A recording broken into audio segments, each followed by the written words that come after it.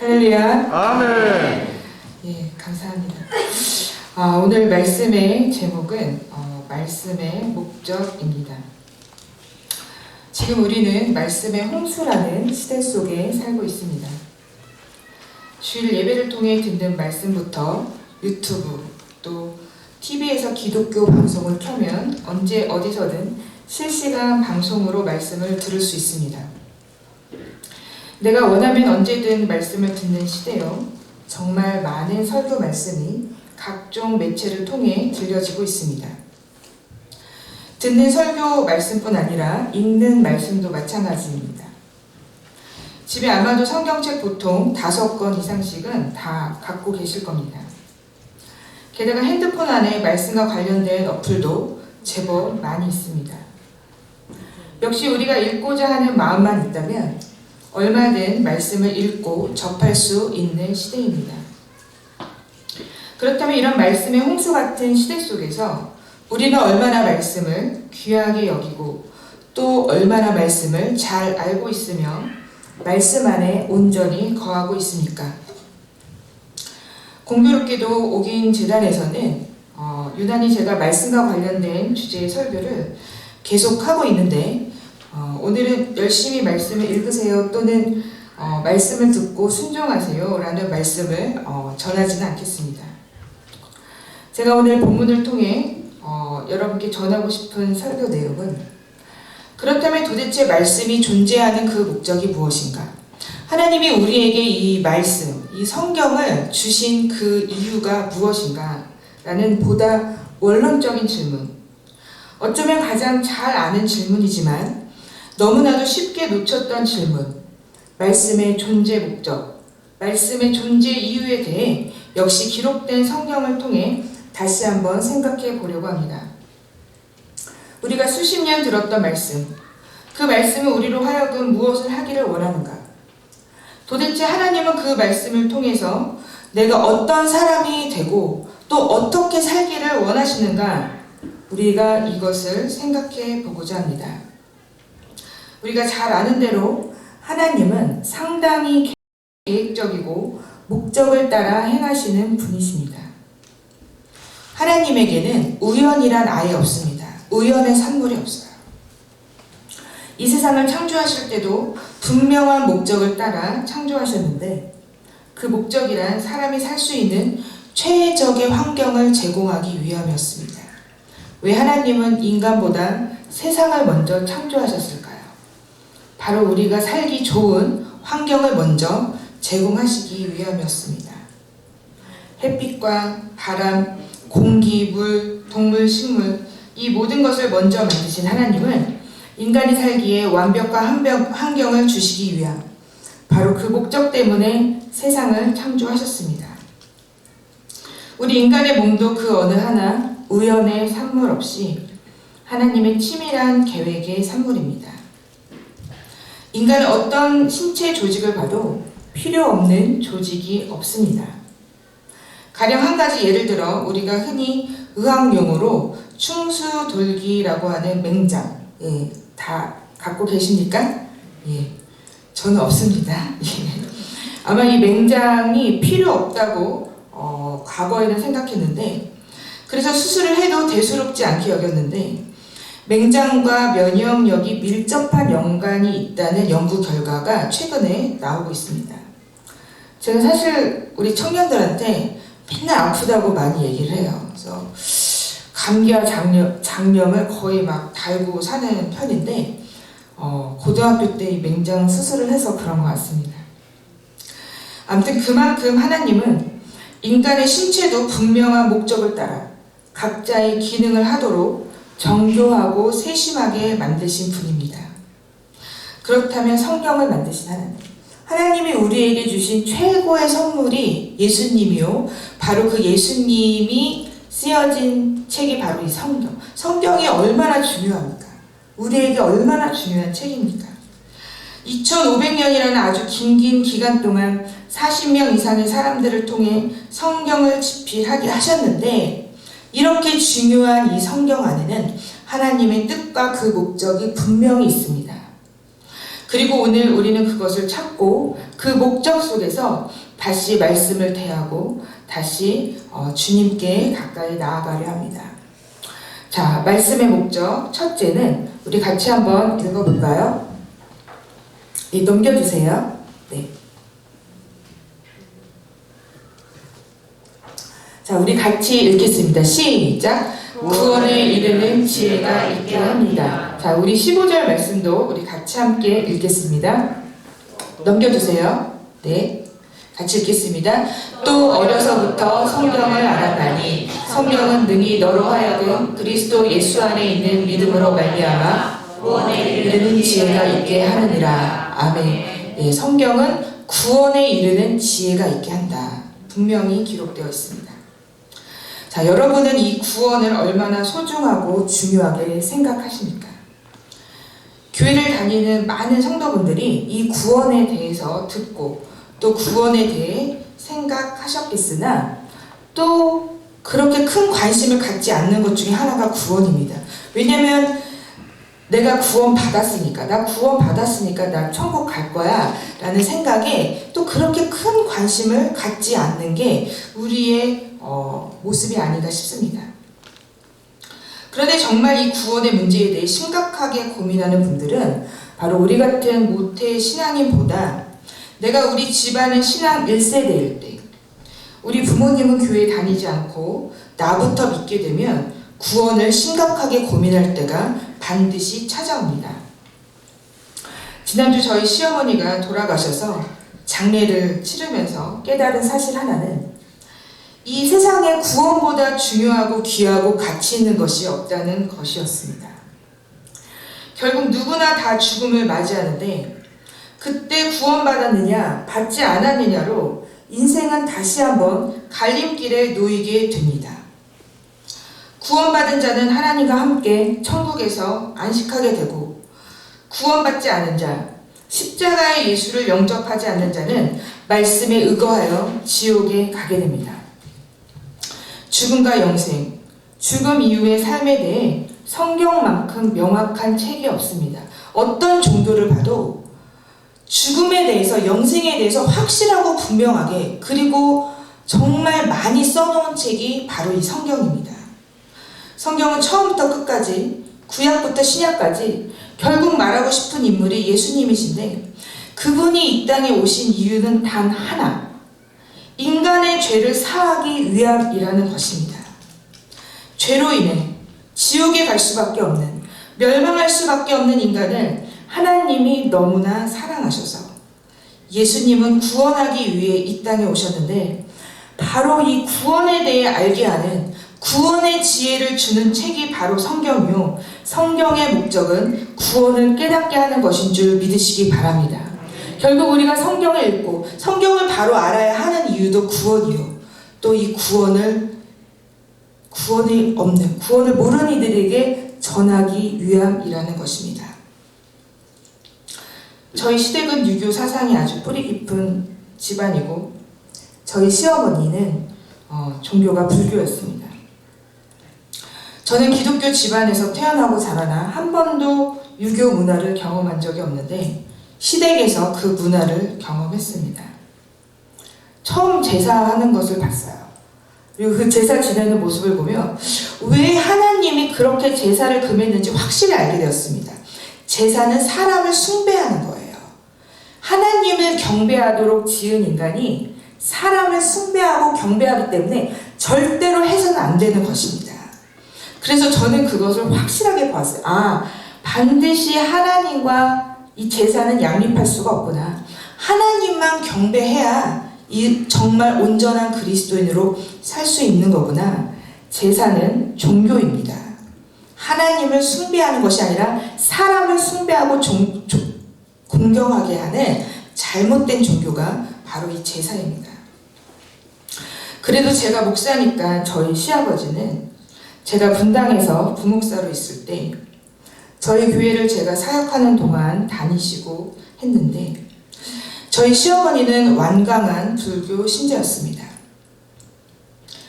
그런데 2015년도에 제가 심호하던 교회를 사임하면서 하나님은 저를 그때 당시 덥소에 계신 시댁으로 들어가게 하셨습니다.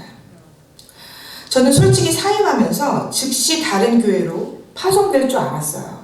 그리고 바로 어떤 교회에서 오라고 할 것처럼 얘기가 다 되었습니다. 그리고 그것을 생각하고 사임했는데 제 계획은 다 틀어지고 저는 시댁에 가서 꼼짝없이 시부모님 밥 차려드리는 생활을 하게 되었습니다.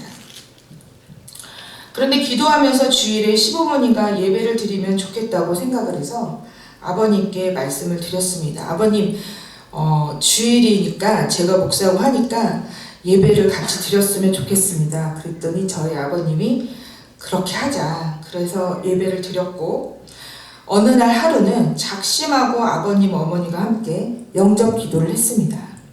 그날 저는 저희 어머니가 영접 기도를 하시고 아멘 하셨던 모습을 생생히 기억합니다. 지난주 저희 시어머니가 돌아가셨다는 부고를 듣고 저는 사실 소스라치게 놀랐습니다. 왜냐하면 하나님께 제가 기도하기를 우리 시부모님 돌아가시기 전 제게 사인을 주시면 그때 다시 한번 영접 기도를 하겠다고 그렇게 기도를 했는데 바로 돌아가셨다는 소식이 저를 두렵게 했습니다. 천국 못 가시면 어떡하나. 근데 바로 5년 전 어머니가 했던 영접 기도가 신랄 같은 소망의 기억으로 되살아났습니다. 그래, 그때 어머니 분명히 나랑 영접 기도 따라 하셨지. 예수님을 영접하셨지. 그러면서 저는 다시 그 5년 전의 일을 생각하게 되었습니다. 하나님은 저를 시댁에 보낼 때 분명히 시어른들의 구원에 대해 말씀하셨고 그 사역을 감당해야 함을 말씀과 꿈을 통해 정확히 말씀하셨습니다. 하나님은 중요한 것은 한 번 얘기하지 않으세요. 말씀으로, 꿈으로, 또 다시 말씀으로. 제 기억으로 3-4번 말씀하셨습니다. 그러나 저는 그 구원의 사명에 그때까지 아직까지는 별 관심이 없었고 어떻게든 빨리 시댁에서 탈출해서 빨리 사역 나가기를 바랬습니다. 하나님의 관심인 시 어른들의 영혼 구원에는 그렇게 큰 관심이 없고 내가 만나고 싶은 성도들, 청년들 만나 재밌게 목회하고 싶었던 것입니다.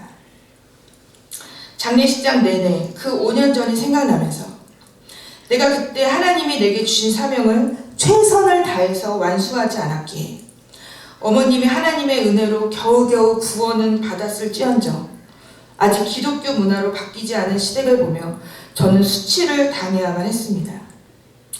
그러면서도 우리 어머님이 구원받으셨다는 확신이 사실은 약간은 긴가민가 했는데 돌아가신 어머님의 환한 모습을 보며 저를 다시 또 놀라게 했습니다. 아, 하나님은 이 단 한 번의 영접 기도로 우리 어머니를 건지셨구나. 그 사실에 저는 또 한 번 충격을 받았습니다. 왜냐하면 하나님은 그 영혼을 너무 사랑하셔서 결국 그 한 번의 영접 기도로라도 건지셨던 것입니다. 하나님의 관심은 2000년 전이나 2000년 후나 어제나 오늘이나 동일하게 영혼 구원인 줄 믿으시기 바랍니다. 하나님은 언제나 우리가 상상할 수 없을 정도로 영혼 구원에 집착하십니다. 집착하시고 또 열심이십니다. 하나님이 열심을 내시는 부분, 그 초점, 그 집중하는 가장 핵심은 무엇이냐? 영혼 구원입니다. 문제는 우리가 그 하나님의 열심을 잘 모르고 잘 따라가지 못합니다. 영혼 구원에 어쩔 땐 하나님만 열심히 하시고 몇몇 성도들과 목회자들만 열심히 하고 대부분은 게으르고 불성실합니다. 하나님은 단 한 사람의 구원을 위해 우주와 역사와 세계를 움직이시나 우리는 내 주변 사람들의 영혼 구원을 위해 아주 작은 것도 희생하려거나 포기하려 하지 않습니다. 영혼 구원에는 관심이 없고 우리는 이 세상에서의 삶, 어떻게든 이 세상에서 더 잘 살기 위해 하나님께 내 삶에 필요한 것만 끊임없이 요구합니다. 먼저 먹고 사는 문제, 이것을 더 풍요하게 해달라고 그것에 대한 요청이 훨씬 더 간절합니다. 또는 내 자녀의 문제, 그리고 안정된 직장의 문제, 지금 당장 내 눈앞에 놓인 현실의 문제가 언제나 영혼 구원보다 하나님의 관심보다 우선순위입니다. 십자가의 은혜로 구원을 받은 우리조차도 나의 구원과 다른 사람의 구원에 그렇게 별 관심이 없습니다. 영혼 구원에 별 관심이 없기에 우리는 새벽 기도를 하고 모든 예배에 참석하고 11조와 각종 헌금을 내고 사역을 열심히 하면서도 내 주변 영혼 구원에 크게 심각하지 않기에 전도 한 번 한 적이 없습니다. 과거에는 했다 해도 또 요즘엔 열심을 내지 않는 모습이 바로 우리의 모습입니다. 그래서 우리는 쭉 하나님의 관심을 외면한 채 그렇게 자기 중심적으로 살아가고 있습니다. 하나님을 사랑한다 고백하면서도 하나님의 마음을 모르기에 하나님과 나는 언제나 평행선입니다. 사랑하는 성도 여러분, 지금 내 가족과 내 친척 중, 그리고 나의 부모님, 또 내 자녀 중 아직 예수님을 모르는 이가 있다면 그들의 구원 문제에 대해서 결코 소홀히 해서는 안 됩니다. 말씀의 목적은 구원이요, 구원을 아는 지혜를 주는 책입니다. 먼저 내가 예수님 때문에 구원받았다는 사실에 감사하고 아직 구원받지 않은 이들이 구원을 받게 하는 것이 나의 사명임을 깨닫게 해주는 책이 바로 말씀입니다. 말씀의 목적을 다시 깨달아 영혼 구원에 힘쓰는 우리 성도님들 되시기를 주님의 이름으로 축원합니다. 아멘. 두 번째, 넘겨주세요. 자, 우리 같이 두 번째 읽겠습니다. 시작. 말씀의 목적은 온전하게 합니다. 우리 17절 말씀 함께 읽겠습니다. 같이 읽겠습니다. 시작. 이는 하나님의 사람으로 온전하게 하며 모든 선한 일을 행할 능력을 갖추게 하려 함이라. 아멘. 하나님이 우리에게 말씀을 주신 목적, 하나님의 사람으로 온전하게 한다. 할렐루야. 아멘. 말씀의 목적은 온전한 하나님의 사람을 만들기 위함입니다. 그리고 온전한 하나님의 사람이란 누구냐? 선한 일을 행할 능력을 갖춘 사람입니다. 한마디로 그리스도의 장성한 분량으로 거의 자라난 사람, 하나님이 온전히 쓰실 수 있는 영적 능력이 있는 사람이 바로 온전한 하나님의 사람입니다. 에베소서 4장 13절에 보면 우리가 다 하나님의 아들을 믿는 것과 아는 일에 하나가 되어 온전한 사람을 이루어 그리스도의 장성한 분량이 충만한 데까지 이르리니 이렇게 쓰여 있습니다. 하나님의 온전한 사람이란 이 세대를 본받지 않고 구별된 사람, 세상보다 더 높은 도덕성과 세상을 선도할 수 있는 그런 사람입니다. 그러나 지금 작금의 그리스도인들은 어떻습니까? 세상보다 낮은 도덕 수준을 갖고 있어요. 그래서 세상이 지탄을 받고 있는 것이 바로 우리 기독교인들의 모습입니다. 하나님은 우리가 세상에서 선한 능력을 행하기를 원하십니다. 선한 모습, 하나님 닮은 선한 모습을 많이 보이기를 원합니다. 그런데 지금은 수많은 교회와 성도들이 인정은커녕 비난을 받고 있습니다. 뉴스를 보면 기독교인의 문제가 계속 떠요. 이렇게 잘못하고 이번 코로나 때문에 또 생기지 않았습니까? 얼마나 마음이 아픈지 모릅니다. 왜냐하면 우리로 인해 우리 하나님이 계속 모욕을 당하고 계시기 때문입니다. 하나님이 보실 때 그리스도의 인길이 서로 봐도, 세상 사람이 봐도, 저 사람은 정말 하나님의 사람이구나 라는 것을 인정받는 사람, 그런 사람이 하나님의 온전한 사람인 것입니다. 우리 인생의 목표가 그것이 되어야 돼요. 내가 하나님의 온전한 사람이 되는 것, 그래서 선한 일을 행할 능력을 갖추는 것, 그것을 목적으로 삼아 살아가야 합니다. 창세기서에 보면 이삭이 등장합니다. 이삭이 우물을 팔 때마다 우물이 계속 터지니까 이 블레셋 사람들이 우물을 빼앗습니다. 우물을 파면 또 블레셋 사람들이 우물을 빼앗고, 우물을 파면 또 블레셋 사람들이 와서 또 우물을 빼앗습니다. 그래도 이삭은 온유함으로 대응하지 않고 계속 묵묵히 우물을 팝니다. 그리고 또 하나님은 이삭을 축복하십니다. 이삭에게 일어난 이 모든 일을 본 블레셋 왕 아비말렉이 결국 친히 이삭에게 찾아와서 하는 말이 하나님이 너와 함께 계시는 것을 내가 보았다. 이렇게 말을 합니다.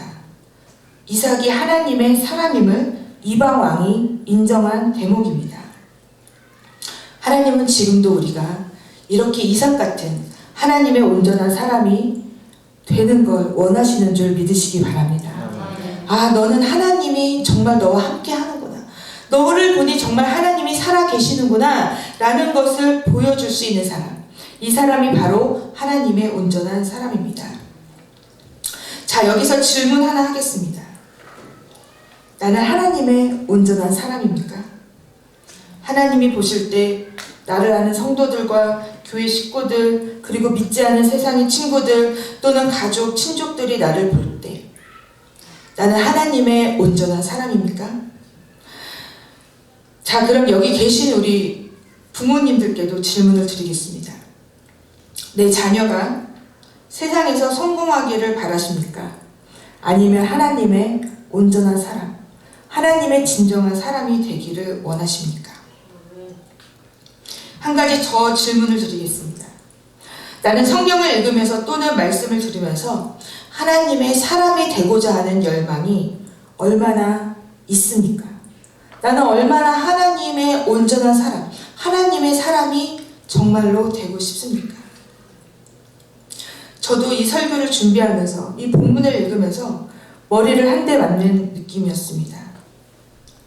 아, 나도 진정한 하나님의 사람이 되고자 하는 이 열망이 너무나 부족했던 것입니다.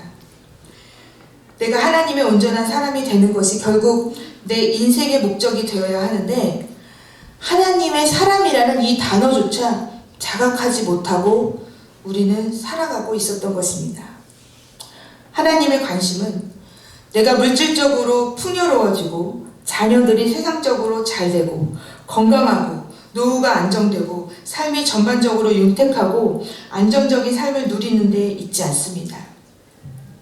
이것은 하나님의 관심이 아니라 나의 관심사, 즉 세속적인 가치관에 물들 대로 물든 우리의 잘못된 어그러진 관심사입니다. 하나님의 온전한 사람이란 한 문장에는 너무 많은 하나님의 마음이 녹여 있습니다. 하나님은 지금도 그 하나님의 온전한 하나님의 사람을 찾고 계시고 훈련하고 계시고 어떻게든 그 하나님의 사람을 만드시기 위해서 지금도 열심을 내고 계신다는 것입니다. 2020년의 가장 큰 화두는 코로나죠.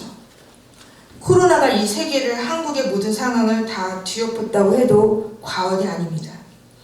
코로나가 정치, 경제, 문화, 사회, 종교, 교육 전반에 엄청난 영향을 미쳤고 지금도 그 영향 아래 기독교인이건 비기독교인이건 다 고통과 고놈 속에 씨름하고 아파하고 있습니다. 당장 저희 집 경제만 봐도 코로나 이전과 이후가 다르고 제 주변에 저와 소통했던 사장님들, 주변 상인들, 반찬가게 사장님, 야채가게 사장님, 분식집 사장님 다 문을 닫았습니다. 그렇다면 하나님이 지금 이 코로나 시대의 힘듦과 아픔과 고통을 모르실까요? 모르실 리 없습니다.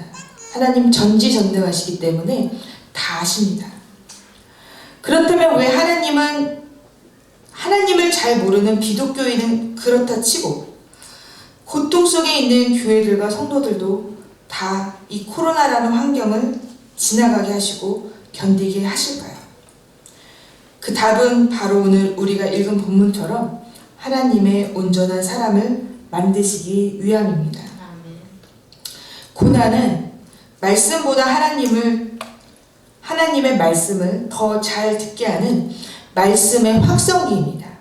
그냥 말씀이 고난이 없을 때 이렇게 흘려듣는데 고난이 오면 더 잘 들립니다.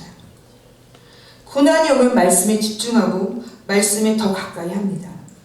물론 고난으로 하나님을 원망하며 멀어지는 경우도 많이 있으나 하나님이 나에게 말씀을 주신 목적이 나를 온전한 하나님의 사람으로 세우는 데 있다는 것을 깨달았다면 지금까지는 고난 때문에 하나님을 원망하고 불평, 불만 속에 내 마음이 있었다면 다시 나를 온전하게 세우시기 위한 이 고난이, 나의 고난이 하나님이 나를 온전하게 세우시기 위한 목적이라는 사실을 다시 깨닫고 다시 하나님 앞에 더 가까이 나아가게 되시기를 주님의 이름으로 축원합니다. 아멘. 최근에 저는 친하게 지내는 목회자 부부와 함께 식사를 한 적이 있습니다. 제 학교 후배인데 제가 상당히 사랑하고 또 존중하는 어떤 아주 좋은 분들이 많은 그런 부부입니다. 개척한 지 9년 만에 한 명도 없는 교인에서 지금은 꽤 많은 교회로, 교인들로 성장시킨 정말 열심히 목회 잘하는 부부입니다. 그런데 함께 식사하는 날 남편 목사님 얼굴이 너무 안 좋아 보여서 무슨 일 있으시냐고 제가 넌지시 물었더니 교회에서 사례비를 강제로 깎았다는 것입니다.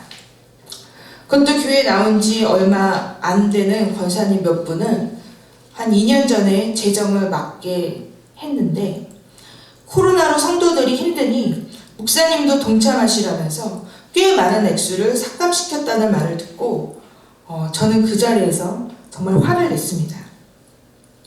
그리고 저는 한 번도 개척교회 목사님이 사례비를 삭감당했다는 말을 들어본 적이 없고 또 그분들이 굉장히 적은 액수의 사례비를 받고 있다는 걸 알고 있었기 때문에 더욱 화를 냈습니다. 그런데 그때 목사님의 사모님이 말씀하시기를 본인들은 이것을 겪어서 하나님께 너무 감사했다는 것입니다.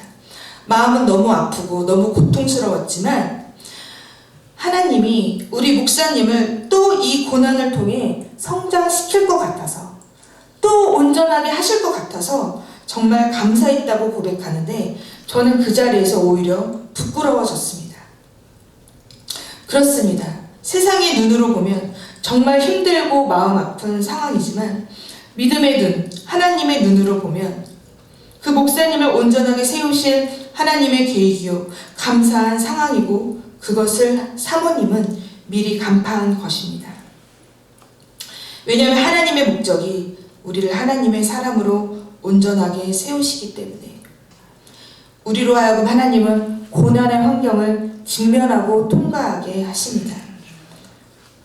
수없이 많은 하나님의 사람들은 반드시 이 고난을 하나님은 통과하게 하십니다. 그래서 더 하나님이 잘 쓰시는 위대한 하나님의 사람으로 사용하게 되는 것입니다. 현재 코로나로 또 예기치 못한 상황으로 자녀와 배우자의 문제로 질병의 문제로 경제적인 문제로 고난과 고통 가운데 계신 성도님들 계십니까?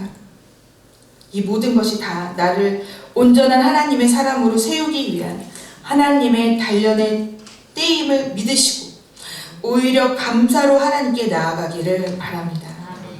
그렇게 나아갈 때 하나님은 우리의 삶을 고난으로 끝맺지 않으십니다. 반드시 하나님이 여시는 은혜요 축복의 때가 있는 줄 믿으시기 바랍니다. 우리 하나님은 반드시 우리를 고난을 통과시키신 후에 나를 정금같이 단련시키신 후에 반드시 하나님이 주시는 그 축복의 때를 경험하게 하는 줄 믿으시기 바랍니다. 오늘 말씀을 정리합니다. 말씀의 목적은 구원을 아는 지혜를 얻는 데 있고 하나님의 온전한 사람으로 성장시키기 위함입니다. 날마다 나에게 주신 하나님의 말씀 속에서 구원의 지혜로 온전한 하나님의 사람이 되기를 소망하고 기대하시는 우리 옥인교회 성도님들 되시기를 주님의 이름으로 축원합니다. 아멘. 기도하시겠습니다. 하나님 감사합니다. 우리에게 성경을 주신 목적, 말씀의 목적이 영혼 구원이요 나를 하나님의 온전한 사람으로 변화시키기 위함임을 알게 해주셔서 감사합니다. 힘들고 어려운 때이지만 하나님의 그 뜻을 생각하며 하나님의 뜻을 아는 데 그치지 않고 그 목적대로 살아가 하나님의 뜻을 이뤄드리고 하나님께 날마다 감사와 찬양의 예배를 드리는 우리가 되도록 인도하여 주시옵소서. 감사드리며 예수 그리스도의 이름으로 기도합니다. 아멘.